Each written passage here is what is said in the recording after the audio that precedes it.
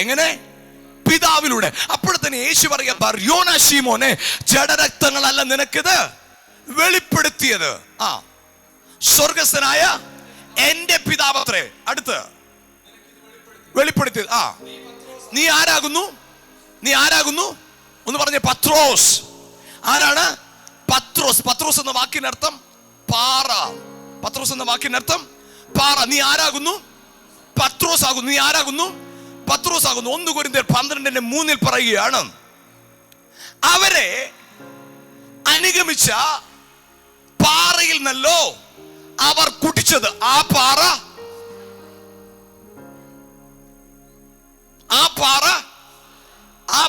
ആരാണ്? ക്രിസ്തു. ആരെ അനുഗമിച്ചത്? ദൈവജനം മിസ്രൈമിൽ നിന്ന് പുറപ്പെട്ടു വന്നപ്പോ അവരെ അവരുടെ ജീവിതത്തിനകത്ത് അവരുടെ മിസ്രൈമിൽ നിന്നുള്ള വാഗ്ദത്ത ദേശത്തേക്കുള്ള യാത്രാമധ്യേ അവരെ നടത്തിയവൻ ഈ പാറയാ, അനുഗമിച്ച പാറ. ആ പാറ ആരാണ്? ക്രിസ്തു. ഇവിടെ പത്രോസിനെ കുറിച്ച് എന്താ പറയുന്നത്? പാറ. അങ്ങനെയാണെങ്കിൽ എന്താ സംഭവിച്ചെന്നറിയാമോ? ക്രിസ്തു യേശു വന്ന് അറിവ് ലഭിച്ചവൻ, അവൻ മതത്തിനകത്ത് നിൽക്കുമ്പോ ക്രിസ്തു വന്ന് വെളിപ്പാട് കിട്ടിയവൻ, അവൻ ആയിരിക്കുന്ന പോലെ നിങ്ങളുമാകും. ആമേൻ. എങ്ങനെയാകും? അവൻ ആയിരിക്കുന്നത് പോലെ. 1 യോഹന്നാൻ ലേഖനം അതിന്റെ 3-ാം അധ്യായത്തിന്റെ 2-ാമത്തെ വാക്യം വായിക്കാം. 1 യോഹന്നാൻ 3:2. പ്രിയമുള്ളവരെ, നാം ഇപ്പോൾ ദൈവ മക്കളാകുന്നു. നാം ഇന്നതാകുമെന്ന് ഇതുവരെ പ്രത്യക്ഷമായിട്ടില്ല. അവൻ പ്രത്യക്ഷമാകുമ്പോൾ, അവൻ വെളിപ്പെടുമ്പോൾ നാം അവനെ അവൻ ഇരിക്കുന്നത് പോലെ തന്നെ കാണുന്നതാകിയാൽ അവനോട് പ്രൈസ് ഗോഡ്. അതായത് നിങ്ങൾ അവനെ പോലെ ആകണമെങ്കിൽ അവനിലല്ല മാറ്റം ഉണ്ടാകേണ്ടത്.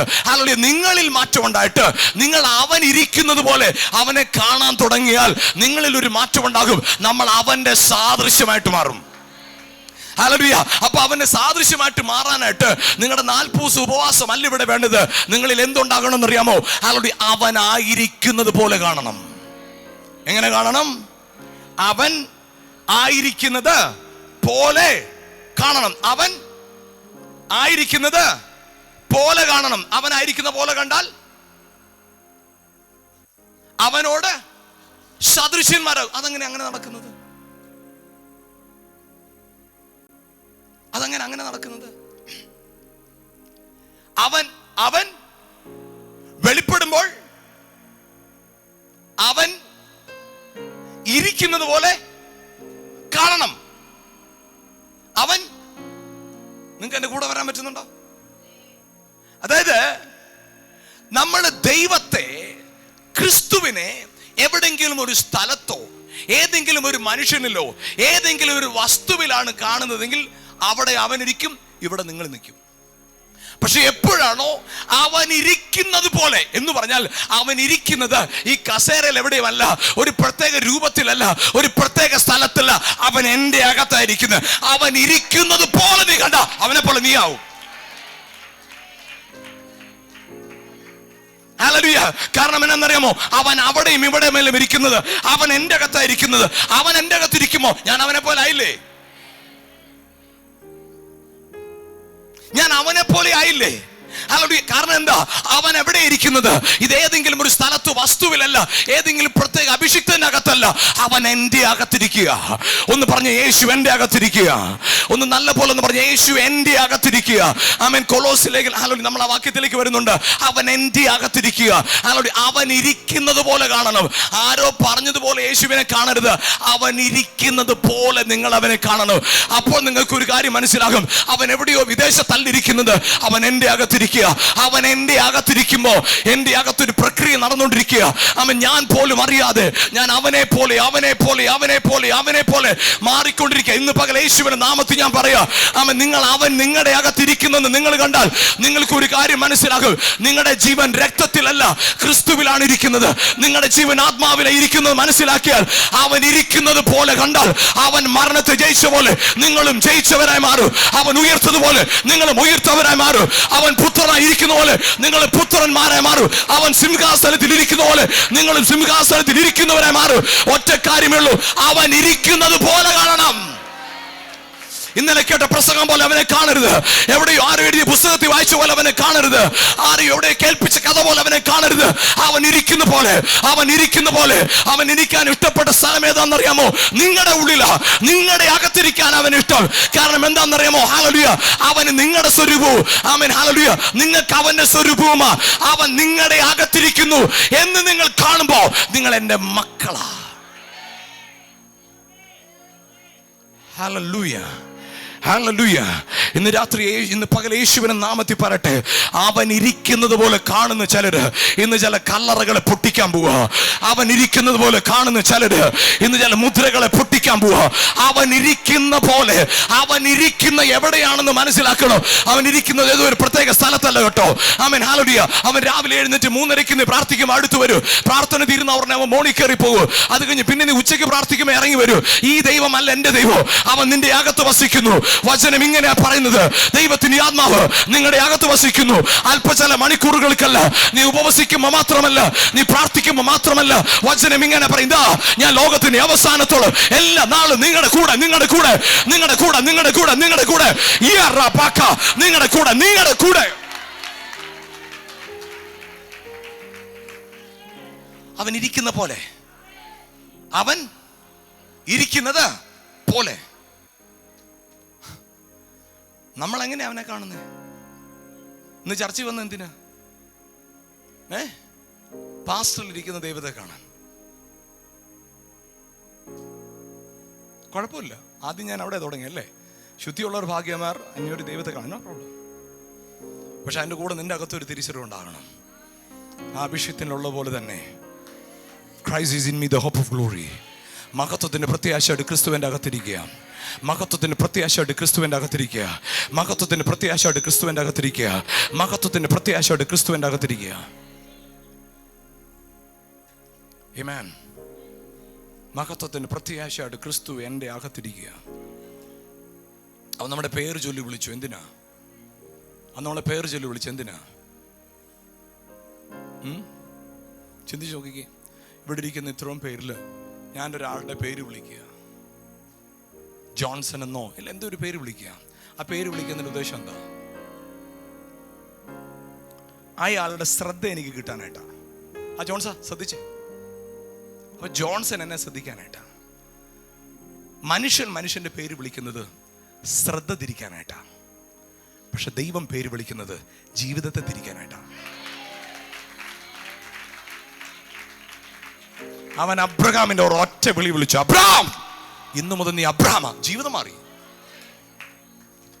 ശ്രദ്ധ തിരിക്കാനായിട്ട് ലോകം നിന്റെ പേര് വിളിക്കുമ്പോ, നിന്റെ അമ്മയും അപ്പനും നിനക്ക് പേരിട്ട് എന്നറിയാം, നിന്നെ തിരിച്ചറിയാനായിട്ടാ. നീ കട്ടിലിനടി പോയി ഒളിച്ചിരിക്കുമ്പോ വിളിച്ചാൽ നിന്റെ പേര് കറക്റ്റായിട്ട് തിരിച്ചറിഞ്ഞ് ഇറങ്ങി വരാനായിട്ട് നിനക്ക് പേരിട്ടത്.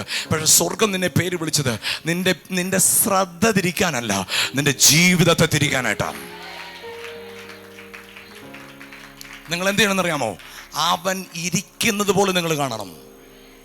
യെസ്, അവൻ ഇരിക്കുന്നത് പോലെ, അവൻ ഇരിക്കുന്ന പോലെ നിങ്ങൾ കാണണം. ഇന്ന് പകൽ ധൈര്യത്തോടു കൂടെ പറ, അവൻ ഇരിക്കുന്നത് പോലെ ഞാൻ അവനെ കാണുന്നത് കൊണ്ട് ഞാൻ അവനെ പോലെ തന്നെ ഇരിക്കുന്നേ. സംസ്കൃതമാണ് ഞാൻ പറഞ്ഞത്, അതുകൊണ്ട് ഒന്നുകൂടെ പറയാം. അവൻ ഇരിക്കുന്നത് പോലെ നിങ്ങൾ അവനെ കണ്ടാൽ നിങ്ങൾക്കൊരു കാര്യം മനസ്സിലാകും, അവനെ പോലെ ഞാൻ ഇരിക്കുന്നെന്ന്. കിട്ടിയോ? ഒന്നുകൂടെ പറയാം.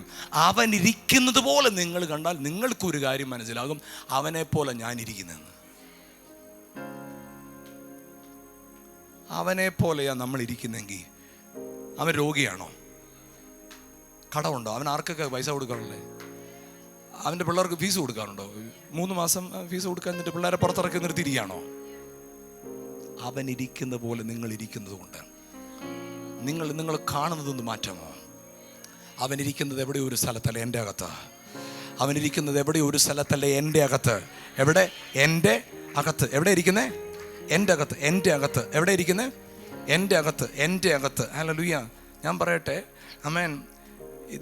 നിങ്ങൾ എത്ര പേര് അങ്ങനെ ചെയ്യുമെന്ന് അറിയത്തില്ല. നമ്മൾ സാധനം മേടിക്കുമ്പോൾ എക്സ്പയറി ഡേറ്റ് നോക്കും അല്ലേ? നോക്കത്തില്ലേ? പ്രത്യേകിച്ച് എന്താ ഫുഡ് ഐറ്റംസ് മേടിക്കുമ്പോൾ നമ്മൾ ഉറപ്പായിട്ടും എക്സ്പയറി ഡേറ്റ് എങ്ങനെ നിശ്ചയിക്കുന്നത്? എക്സ്പയറി ഡേറ്റ് നിശ്ചയിക്കുന്നത് എങ്ങനെയാണെന്നറിയോ? ഇപ്പം പാലിന് ഒരു 2-3 ദിവസം അല്ലേ, 2 ദിവസമായിരിക്കും എക്സ്പയറി ഡേറ്റ്, 2 ദിവസമായിരിക്കും. പക്ഷേ നേരെ മറിച്ച് ഐസ്ക്രീമിന് അങ്ങനല്ല അല്ലേ, ഏകദേശം സെയിം മിക്സ് ഒക്കെയാണ്. അപ്പൊ എന്തെന്നറിയോ, ഓരോ സാധനത്തിന്റെ എക്സ്പയറി നിശ്ചയിക്കുന്ന എന്തിന്റെ അടിസ്ഥാനത്തിലാണ്? അതിനെ ഉണ്ടാക്കിയിരിക്കുന്ന മിക്സ് ചെയ്തിരിക്കുന്ന കണ്ടന്റിനെ അനുസരിച്ചാണ്. ഒരു സാധനത്തിന്റെ എക്സ്പയറി ഡേറ്റ് നിശ്ചയിക്കുന്നത് എങ്ങനെയാ? അതിനെ ഉണ്ടാക്കിയ പ്രോഡക്റ്റും അത് മിക്സ് ചെയ്ത രീതി അനുസരിച്ചാ. നിങ്ങളുടെ എന്റെയും എക്സ്പയറി ഡേറ്റ് നിശ്ചയിക്കുന്ന എങ്ങനെയാണെന്നറിയോ? എന്നെ ഉണ്ടാക്കിയതും മിക്സ് ചെയ്തതും വെച്ചാ എന്റെ എക്സ്പയറി ഡേറ്റ്. നിങ്ങൾക്ക് കിട്ടിയില്ല. ആമേൻ. കാരണം എന്നെ വചനത്താൽ വീണ്ടും ജനിപ്പിച്ച്, ആത്മാവിനാൽ വീണ്ടും ജനിപ്പിച്ച്, ആത്മാവിനെ എന്റെ അകത്ത് തന്നിരിക്കുന്നെങ്കിൽ എന്റെ എക്സ്പയറി ഡേറ്റ് ആത്മാവിന്റെ ഡേറ്റ് അനുസരിച്ച് ഞാൻ മരിക്കുകയില്ല നിശ്ചയം. ഞാൻ മരിക്കുകയില്ല നിശ്ചയം. ഞാൻ പറഞ്ഞു ശരിയാണോ pastor? Amen. Hallelujah, hallelujah, hallelujah, amen. Praise god. ഞാൻ പറയട്ടെ, ഹല്ലേലൂയ, ആമേൻ. ഞാൻ ലോകത്തിന്റെ അവസാനം കാണത്തില്ല. Hallelujah, amen. ഞാൻ ലോകത്തിന്റെ അവസാനം കാണത്തില്ല. ലോകം അവസാനിക്കുന്നത് ഞാൻ കാണത്തില്ല. ഹല്ലേലൂയ. പക്ഷെ എനിക്കൊരു കാര്യം നിങ്ങളോട് പറയാനുണ്ട്. ഹല്ലേലൂയ. ലോകം എന്റെ അവസാനം കാണാനായിട്ട് ചിലപ്പോൾ ചിന്തിക്കും. പക്ഷേ എനിക്കൊരു കാര്യം പറയാൻ പറ്റും. ഹല്ലേലൂയ, ആമേൻ. എന്റെ ജീവിതത്തിൽ ഞാൻ അവസാനിക്കണമെന്ന് എന്തൊക്കെ ലോകമോ എന്തൊക്കെ സാഹചര്യമാണോ ചിന്തിക്കുന്നത്, അതിന്റെ എല്ലാം മുമ്പിൽ ഞാനൊരു കാര്യം ചെയ്യും. അതിന്റെ മുഴുവൻ അവസാനത്തെ ഞാൻ കാണും. എന്റെ അവസാനത്തെ കാണാനായിട്ട് പലതും ആഗ്രഹിക്കുന്നുണ്ട്. പക്ഷെ അതിലൊന്നും എന്നെ അവസാനിപ്പിക്കാൻ പറ്റത്തില്ല. പക്ഷെ എന്നെ അവസാനിപ്പിക്കാൻ തോന്നിയതെല്ലാം, എന്നെ അവസാനിപ്പിക്കാൻ ഇറങ്ങിയതെല്ലാം അവസാനിക്കുന്നത് ഞാൻ എന്റെ കണ്ണുകൊണ്ട് കാണും. കാരണം എന്റെ എക്സ്പയറി ഡേറ്റ്, ഹല്ലേലൂയ, എന്റെ അകത്തിരിക്കുന്ന ക്രിസ്തുവിനോട്, എന്റെ അകത്തിരിക്കുന്ന ആത്മാവിനോട് I am surely connected with the spirit of heaven. സ്വർഗ്ഗത്തിലെ ആവി, പരിശുദ്ധാത്മാവിന് ഞാൻ കണക്റ്റഡ് ആയിട്ടിരിക്കുന്നതുകൊണ്ട് എന്റെ ജീവിതത്തിനകത്ത് ആമേൻ ഞാൻ മരിക്കാൻ വേണ്ടി വിളിക്കപ്പെട്ടവനല്ല.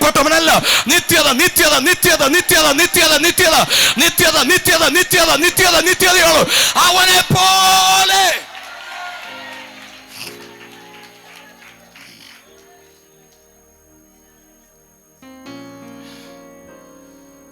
Praise God. Hallelujah. Hallelujah. ഒന്ന് പറഞ്ഞു, ഇതെന്റെ അത്ഭുതത്തിന്റെ ദിവസമാണ്. ഇതെന്റെ അത്ഭുതത്തിന്റെ ദിവസമാണ്. ഹല്ലേലൂയ. പ്രിയപ്പെട്ടവരെ, മോശ സാമർത്ഥ്യമുള്ളവനായിരുന്നു. ആരായിരുന്നു? വായിക്കാം അപ്പോസ്തലരുടെ പ്രവൃത്തി 5-7 അധ്യായത്തിൽ. ഹല്ലേലൂയ. മോശയെ കുറിച്ച് ഇങ്ങനെയാണ് പറഞ്ഞിരിക്കുന്നത്. അവൻ മിസ്രൈമ്യരുടെ ജ്ഞാനമൊക്കെ അഭ്യസിച്ച് ഭയങ്കര സാമർത്ഥ്യമുള്ളവനായിരുന്നു. 22 വാക്യം 7:22. ആമേൻ. Acts chapter 7. മോശ മിസ്രൈമ്യരുടെ സകല ജ്ഞാനവും അഭ്യസിച്ച് വാക്കിലും പ്രവൃത്തിയിലും സമർത്ഥനായിരുന്നു. ആളായിരുന്നു സമർത്ഥ. ഈ സാമർത്ഥ്യമുള്ള പാർട്ടി അങ്ങോട്ട് ഇറങ്ങി വന്നപ്പോ ഇവിടെ രണ്ടുപേരും എന്ത് ചെയ്യുക? വഴക്കുണ്ടാക്കുക. അന്യായമേൽക്കുന്നു. 24 വാക്യം. അന്യായമേൽക്കുന്നത് മോശ കണ്ടു. വായിച്ചു. തുണനിന്നു. നമുക്ക് ചിലത് കേൾക്കുമ്പോൾ എനിക്ക് ഭയങ്കര സന്തോഷം എന്ന് പറഞ്ഞാൽ എന്നെ കുറിച്ച് ഓർത്തിട്ടാണ്. നിങ്ങളുടെ കാര്യം എനിക്കറിയത്തില്ല. മോശയെ കുറിച്ച് ദൈവം പറഞ്ഞ വാക്കെന്താ? മോശയുടെ സ്വഭാവത്തെ കുറിച്ച് എന്നാ പറഞ്ഞേ? എങ്ങനെയുള്ള സൗമ്യം അല്ല. ദൈവം മോശയെ കുറിച്ച് പറഞ്ഞ വാക്കെന്താ? മോശയെ കുറിച്ച് ദൈവം പറഞ്ഞത് ലോകത്തിൽ ഏറ്റവും സൗമ്യതയുള്ളവൻ. ഒരുത്തനെ ഒറ്റടിക്ക് കൊന്ന പാർട്ടിയെ, ഒരുത്തനെ ഒറ്റടിക്ക് സൗമ്യമുള്ളവൻ. ദൈവം കൊടുത്തുവിട്ട കൽപ്പലക ഒറ്റയെറിഞ്ഞ് പൊട്ടിച്ചോളൂ. 4000 പേരെ വെട്ടിക്കൊല്ലാൻ പറഞ്ഞു. ഈ പുള്ളിയുടെ പേരാണ് ആര്? സൗമ്യ. അപ്പൊ എന്നാ കാര്യം എന്നറിയാമോ? നിന്റെ സ്വഭാവം അനുസരിച്ചല്ല ദൈവം നിന്നെ കാണുന്നേ, അവന്റെ സ്വഭാവം അനുസരിച്ച് നിന്നെ കാണുന്നത്. അബ്രഹാമിന്റെ പൊസിഷൻ എന്താ? വിശ്വാസിയുടെ ഇവിടെ ഇന്ന് പാസ്റ്റർ ഇവിടെ നിന്ന് പറയുകയാണ്, 1 വർഷത്തിനകത്ത് സഹോദരി വീടില്ലാതിരിക്കുന്ന നിങ്ങൾക്ക് പുതിയ വീട് പണിയാൻ പോവാം. ഉടനെ നിങ്ങൾ പറയാം, എൻ്റെ പാസ്റ്ററെ വീടൊന്നും ഇല്ലേലും സാരമില്ല, പബ്ലിക്കായിട്ടെ എനിക്ക് വീടൊന്നും ഇല്ലേലും സാരമില്ല, ഉള്ള കട ഒന്ന് മാറി കഴിഞ്ഞ ഈ മാസത്തെ വാടകയ്ക്കുള്ള പൈസ കിട്ടിയാൽ മതിയായിരുന്നു എന്ന് പറഞ്ഞാൽ പാസ്റ്റർ എന്താ വിചാരിക്കും? നിങ്ങളാണ് യഥാർത്ഥ വിശ്വാസി. നിങ്ങളൊന്ന് പറഞ്ഞേ, നിങ്ങൾ ഈ ദൈവദാസൻ നിങ്ങളോട് പറയുകയാണ് 1 വർഷത്തിനകത്ത് പുതിയ വീട് നിനക്ക് തരാൻ പോവാം. അപ്പം നിങ്ങൾ പറയാം, എനിക്ക് വീടൊന്നും വേണ്ട, ഈ മാസത്തെ ഞങ്ങൾ താമസിക്കുന്ന വീടിൻ്റെ 3 മാസമായിട്ട് കൊടുക്കാതിരിക്കുക, അത് കിട്ടിയാൽ മതിയെന്ന്. ഉടനെ പാസ്റ്റർ എന്നാ പറയും? ഈ ചർച്ചിലെ ഏറ്റവും വലിയ വിശ്വാസി നിങ്ങളാ. അങ്ങനെ പറയുമോ? നിങ്ങളുടെ ദൈവദാസൻ പറയും, പക്ഷേ ബിക്കോസ് അദ്ദേഹം വിശ്വാസത്താൽ അത് കാണുന്നത്, അതുകൊണ്ട് അങ്ങനെ പറയും. അബ്രഹാം ദൈവം പറഞ്ഞേ 15 ഉൽപ്പത്തി 15 2-ാം വാക്യത്തിൽ മക്കളെ തരുമെന്ന് ചോദിച്ചപ്പോൾ, നീ എനിക്ക് എന്തോ തന്ന്, നീ എനിക്ക് കുഞ്ഞുങ്ങളില്ല, എൻ്റെ വീട്ടിൽ ജനിച്ച ദാസൻ എൻ്റെ സ്വത്തിനെല്ലാം നീ ഇതല്ലേ, നീ നക്ഷത്രങ്ങളൊക്കെ കണ്ടിട്ട് പറഞ്ഞു ഇതുപോലെ നിനക്ക് മക്കളെ തരും. വലിയ കാര്യമായിട്ട് കേട്ടോ. 17-ാം അധ്യായം 17-ാം വാക്യം വന്നപ്പോൾ പുള്ളി കവണ് വീണ് ചിരിച്ചെന്ന്. 15:3 ഇത് കിട്ടിയ പാട്ടി. എന്നിട്ട് കർത്താവ് വന്നോണ്ട് പറഞ്ഞു, മോനെ മക്കളെ തരുമെന്ന് പറഞ്ഞപ്പോൾ കർത്താവ് പറയണു, ഇസ്മായിലിന്റെ കാലശേഷം 18-ാം അധ്യായത്തിൽ കർത്താവ് വന്നു, നിനക്ക് മക്കളെ തരും. അപ്പൊ പറയാണ്, എനിക്കിനി കുഞ്ഞുങ്ങളെ തന്നില്ലേൽ സാരമില്ല. 20 വർഷം പറഞ്ഞു പറ്റിച്ച്, 25 വർഷം തന്നില്ലേൽ സാരമില്ല, ഇസ്മായില് ഇപ്പൊ തന്നതിനെ തട്ടാതിരുന്നാൽ മതി. പുള്ളി ആര്? വിശ്വാസികളുടെ. നിങ്ങളുടെ സ്വഭാവം വെച്ചല്ല അവൻ നിങ്ങളെ വിലയിരുത്തുന്നത്. അവനൊരു ക്യാരക്ടറുണ്ട്. ഒരുത്തൻ്റെ ഭാര്യയെ ഭാര്യയായിട്ട് എടുത്തിട്ട് അവനെ ഉപായത്തെ കൊന്നവനെ കുറിച്ച് പറയുക, ഇവൻ എൻ്റെ ഹൃദയപ്രകാരമുള്ളവനാണ്. ദാവീദിനെ കുറിച്ച് സൂപ്പർ. എന്താ കാര്യം എന്നറിയാമോ? ദൈവം നിങ്ങളുടെ കയ്യടി അനുസരിച്ചല്ല ഇടപെടുന്നത്. അവനൊരു സ്വഭാവമുണ്ട്. അവൻ്റെ സ്വഭാവം എന്താണെന്നറിയാം? നമുക്ക് ആ സ്വഭാവം ഒന്ന് മനസ്സിലാക്കിയിട്ട് അങ്ങോട്ട് പോയാൽ നല്ലതായിരിക്കും. അവൻ്റെ സ്വഭാവം ഒന്ന് മനസ്സിലാക്കിയിട്ട് പോയാൽ നിങ്ങൾക്കും ഒരു സന്തോഷം കാണും. നമുക്ക് ആ വാക്യം ഒന്ന് വാക്യം. ഏഷ്യാവിൻ്റെ പുസ്തകം അതിൻ്റെ 23-ാം അധ്യായം.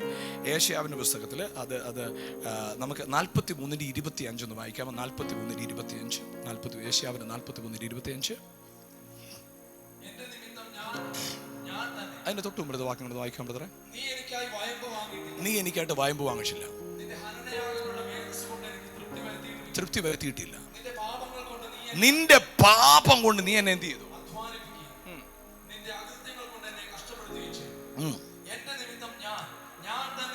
നീ പാപം ചെയ്തു, നീ അകൃത്യവും ചെയ്തു. എനിക്ക് എൻ്റെ ജീവിതത്തിലെ ഏറ്റവും വലിയ അധ്വാനം നിന്നെ നോക്കുന്നതാ. പക്ഷേ നീ മാനസാന്തരപ്പെട്ടു വന്നുകൊണ്ടല്ല, ഞാൻ എൻ്റെ നിമിത്തം നിന്റെ പാപത്തെ ക്ഷമിക്കാം. ആമേൻ. ഞാൻ ഇന്ന് നിങ്ങളോട് ഒരു പ്രൊഫറ്റിക്കലായിട്ടൊരു കാര്യം പറയാം. ഇന്ന് ഇതിനകത്ത് നീ കയറി വന്നിരിക്കുന്നത് ഒരു അനാഥയുടെ മനോഭാവത്തോടെ ആയിരിക്കാം. ഇന്ന് ഇതിനകത്ത് നീ കയറി വന്നത് ഒരു അവിശ്വാസിയുടെ മാനസികാവസ്ഥയോടു കൂടി ആയിരിക്കാം. ഇന്ന് ഇതിനകത്തേക്ക് കയറി വന്നത് വെറും ഒരു കാഴ്ചക്കാരനോ കാഴ്ചക്കാരിയോ ആയിട്ടായിരിക്കാം നിങ്ങൾ വന്നത്. പക്ഷെ നിങ്ങൾ നിമിത്തമല്ല. അവൻ പറയുക, ഞാൻ എൻ്റെ നിമിത്തം. ഹല്ലേലൂയ. നീ എനിക്ക് അധ്വാനമേ വരുത്തിട്ടുള്ളൂ, പക്ഷെ ഞാൻ എൻ്റെ നിമിത്തം. അബ്രഹാമിനെ വിശ്വാസികളുടെ പിതാവായിട്ട് കൺസിഡർ ചെയ്തത് അവൻ വിശ്വസിച്ചത് കൊണ്ടല്ല, അവന്റെ നിമിത്തം.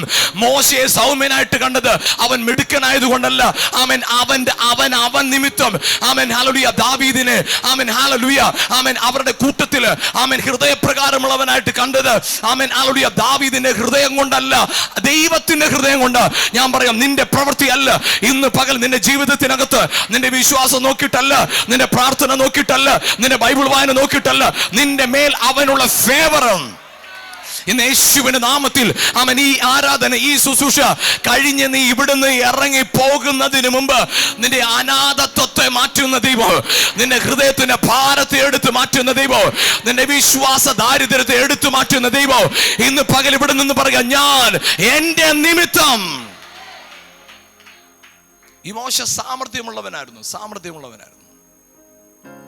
ആ മോശയുടെ ജീവിതത്തിൽ ഒരു ഇപ്പം ഈ അടിക്കുന്നതൊക്കെ കൊണ്ട് കണ്ടപ്പോൾ ഇവൻ തല്ലിക്കൊന്നു. എന്നിട്ട് എന്താ പറയുന്നതെന്നറിയോ? ആ വാക്യത്തിലേക്ക് പോകാം, തിരിച്ചു പോകാം. 7-ാം അധ്യായം അപ്പോസ്തല പ്രവൃത്തി 7-ാം അധ്യായത്തിന്റെ 24-ാം വാക്യത്തിലേക്ക് തിരിച്ചു പോകാം. അപ്പോസ്തല പ്രവൃത്തി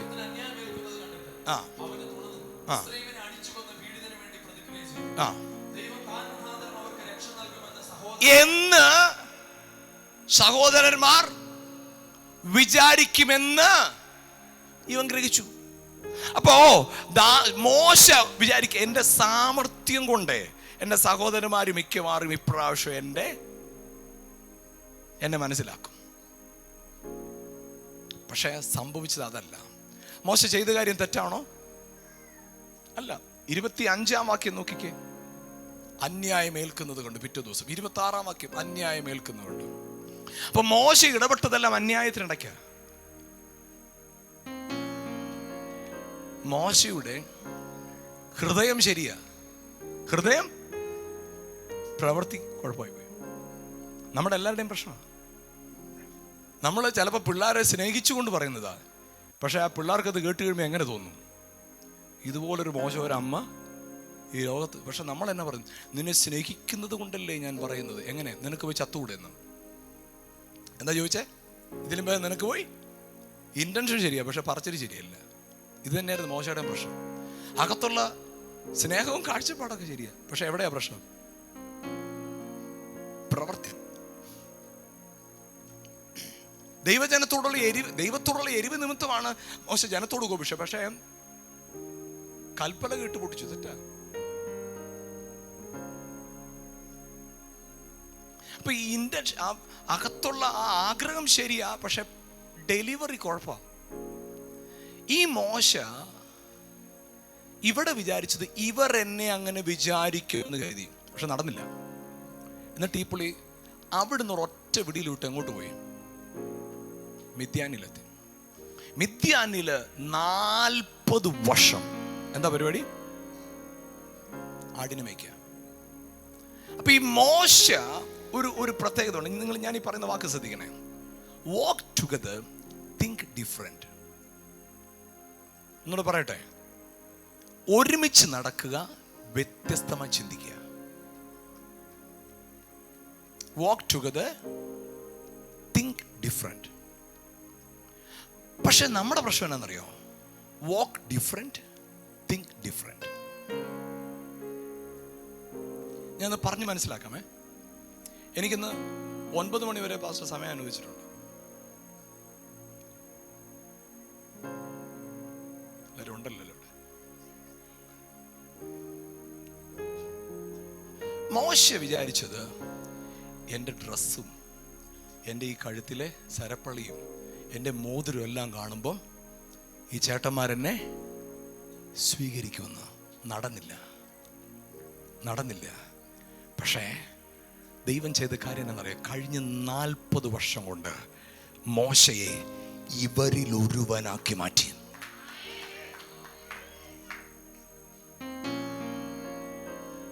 നേരത്തെ എങ്ങനെയെന്നറിയോ? Walk different, think different. But now Moses walked together, but always his thought was always different than his brothers. ഞാൻ പറയാം, വിശ്വാസികളെ കൂടെ തന്നെ ഇരിക്കണം. നിന്റെ വീട്ടിലെ രക്ഷിക്കപ്പെട്ടവരുടെ അമ്മയപ്പനെ എന്ത് ചെയ്യരുത്? ജാതിയായിട്ട് കാണരുത്. അയൽക്കാരെ ജാതിയായിട്ട് കാണരുത്. വാക്ക് ടുഗദർ, തിങ്ക് ഡിഫറെന്റ്. എങ്ങനെ? ഒരുമിച്ച് നടക്കണം. അയൽക്കാരുടെ വീട്ടിലൊരു കല്യാണം വന്നാൽ നിങ്ങളവിടെ പോകണം. മറ്റാര് കൊടുത്തതിനേക്കാൾ നല്ലൊരു ഗിഫ്റ്റ് അവർക്ക് കൊടുക്കണം. ഉടനെ എന്ത് ചെയ്യരുത്? അവരെല്ലാം ഞാൻ കഴിഞ്ഞ വർഷം വരെ ഇരുട്ടിലായിരുന്നു, ഇപ്പോഴാണ് വെളിച്ചത്തിലേക്ക് വന്നത്.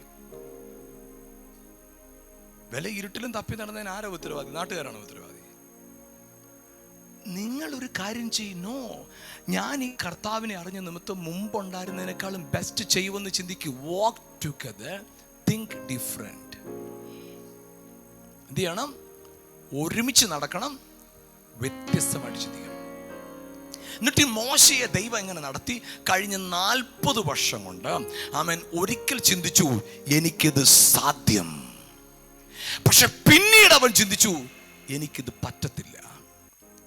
പുറപ്പാട് 3-ലും 4-ലും വായിക്കും ഇങ്ങനെ പറയുന്നത്. മോശ ദൈവത്തോട് പറഞ്ഞു, എന്നെ അയക്കരുത്, വേറെ ആരെങ്കിലും അയക്കാം. എന്നെ അയക്കരുത്, വേറെ ആരെങ്കിലും അയക്കാം. എനിക്ക് സാധ്യമല്ല. കർത്താവ് പറഞ്ഞതെന്നറിയാമോ? മോശെ, നിന്നെക്കുറിച്ചുള്ള എൻ്റെ പദ്ധതിക്ക് ഇപ്പോഴും മാറ്റമില്ല.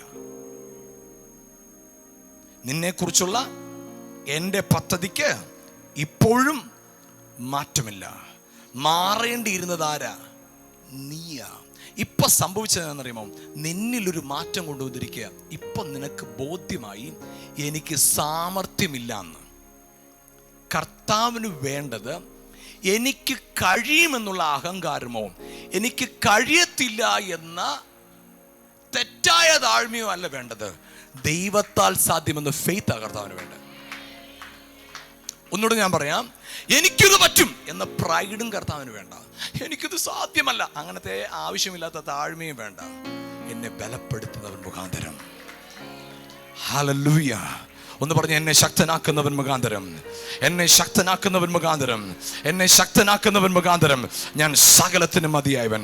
ഹല്ലേലൂയ. ആ മോശയെ ദൈവം അയച്ചിട്ട് ഹോരേബിൽ നിന്ന് ദൈവം അയച്ച് മോശ തിരിച്ചുവിടത്തി. മിസ്രൈമിൽ തിരിച്ചെത്തിയപ്പോ മോശ വന്നതിന്റെ പിറ്റേ ദിവസം മുതൽ ഇവിടെ പ്രശ്നം. ഇവിടെ ജോലി ഭാരം കൂടി. ഇവരെല്ലാരും കൂടെ മോശയെ വഴിക്ക് തടഞ്ഞു നിർത്തി. നീ ഒരൊറ്റ ഒരുത്തം കാരണമാണ് ഞങ്ങളുടെ ജോലി ഭാരം കൂടിയത്. ഉടനെ മോശ എന്താ പറഞ്ഞറിയോ? മോശ സഹോദരന്മാർ പറഞ്ഞു, ബ്രദേഴ്സ്, പ്രൈസ് ദി ലോർഡ്, വളരെ സന്തോഷം, നിങ്ങൾ പറഞ്ഞ ഡയലോഗെല്ലാം എനിക്ക് ഇഷ്ടപ്പെട്ടു. പക്ഷേ നിങ്ങളിൽ ചിലർക്കൊരു ചിന്തയുണ്ട്. പണ്ട് ഇവിടുന്ന് ഓടിപ്പോയ മോശയെ നിങ്ങൾക്ക് നല്ലപോലെ അറിയാം. ആരോ ഒരുത്തനൊരു ചോദിച്ചപ്പോ ഓടിപ്പോയ മോശയെ അറിയാം. കാരണം എന്താണെന്നറിയാമോ? അന്ന് മോശയുടെ ആശ്രയം അവന്റെ സാമർത്ഥ്യത്തിലായിരുന്നു. ഇന്ന് ഞാൻ വന്ന് നിൽക്കുന്നത് എൻ്റെ സാമർത്ഥ്യത്തിലല്ല. അന്ന് ഒരുത്തൻ ചോദിച്ചപ്പോ ഓടിപ്പോയി ഞാൻ. നിങ്ങൾ ഈ 6 ലക്ഷം ഈ 8 ലക്ഷം പേര് ഒരുമിച്ച് ചോദിച്ചാലും ഞാൻ പോകത്തില്ല. കാരണം ഞാൻ വന്നതല്ല, എന്നെ അയച്ചതാ ഒരുവൻ. ഞാൻ വന്നതല്ല, എന്നെ അയച്ചതാ ഒരുവൻ. എന്നെ അയച്ചിട്ടാണ് ഞാൻ വന്നതെങ്കിൽ എന്നെ അയച്ചത് നിർവഹിച്ചിട്ടല്ലാതെ ഞാൻ ഇവിടുന്ന് പോകത്തില്ല. അതിനെന്റെ സാമർത്ഥ്യമല്ല എൻ്റെ ആശ്രയം. എന്നോട് ഒരുത്തൻ ഇങ്ങോട്ട് പറഞ്ഞ വിട്ടത്, മോശയെ, ജനത്തെ വിടുവിക്കാൻ ഞാൻ വന്നിരിക്കുന്നു, പാലും തേനും ഒഴുകുന്ന വാഗ്ദത്ത ദേശത്തേക്ക് കൊണ്ടുപോകാൻ ഞാൻ വന്നിരിക്കുന്നു. ഞാനാ പറഞ്ഞതെങ്കിൽ എന്നോട് പറഞ്ഞ ദൈവം എന്നോട് പറഞ്ഞൊരു വാക്കുണ്ട്, അവൻ എന്റെ കൂടിരിക്കുമെന്ന്.